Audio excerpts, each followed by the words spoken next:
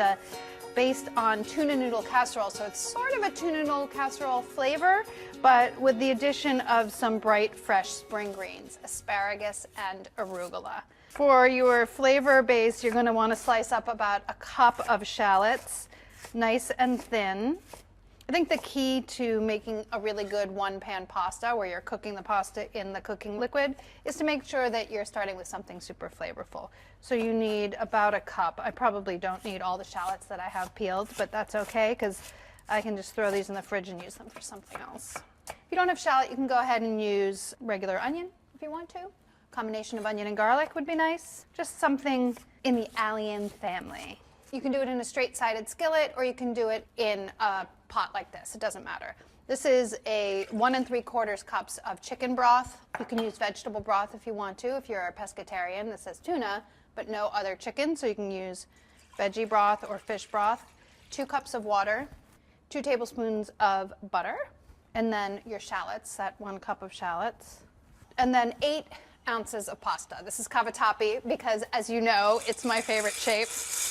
I don't know why. It's just cute, right?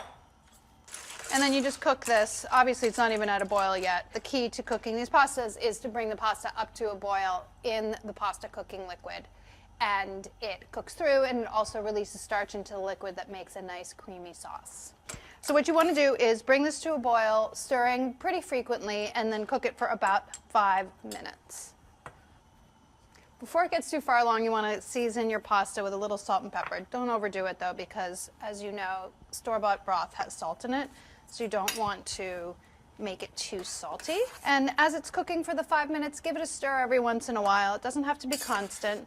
And what you're looking to do is cook the pasta until it's like very al dente, so slightly crunchy, because you're going to add your asparagus, which I'll get ready now. So a pound of asparagus that you want to trim and then cut into 1-inch pieces. Nothing says spring like asparagus, I think.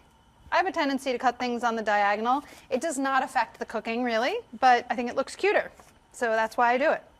Asparagus should be cut into about 1.5-inch pieces. You'll need some lemon zest as well, so grate up a little bit of lemon zest. I feel like it's been about 5 minutes, so now I'm going to add my asparagus. Stir the asparagus in. Just want to cook the asparagus until it's crisp tender. Depending on how thick it is, that could take about 2 minutes, I would say. And these are pretty thick, so I would go the full 2 minutes. You don't want it undercooked.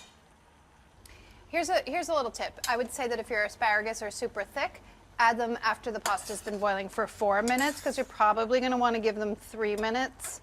When we were developing this, we used really skinny ones, and I'm noticing these fatter ones take a little bit longer to cook. So once they're almost crisp tender, you're going to add your arugula. It's 5 ounces of baby arugula. It's about 4 cups. If you wanted to use spinach, go ahead and use spinach. Works just as well here. It's going to wilt down a lot, you'll see, just like spinach does. But it's adding some really nice, like a little peppery bite. A little bit of lemon zest. 1/2 cup of grated Parmesan cheese. And then 2 5-ounce tins of high-quality tuna. Get the best stuff that you can find. I like oil-packed, but you can use water-packed if that's your preference. And then I've turned off my heat. I'm just going to very gently fold this in so it doesn't break apart too much.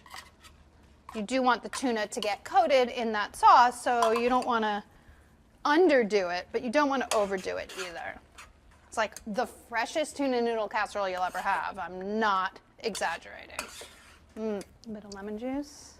I would do this at the very end, lemon juice, which I am doing, or you can do it in the bowl as well. And then, let's use a slotted spoon. But there's some juices in the bottom of the bowl, so I don't want to use a slotted spoon here. I want to use a nice big spoon for serving. Look at that. Grate a little cheese on top, and that's it. Just another great one-pot pasta. Do you guys get bored of me being like, this one is so good, you should really give it a try? No, you really should. No, really. It's one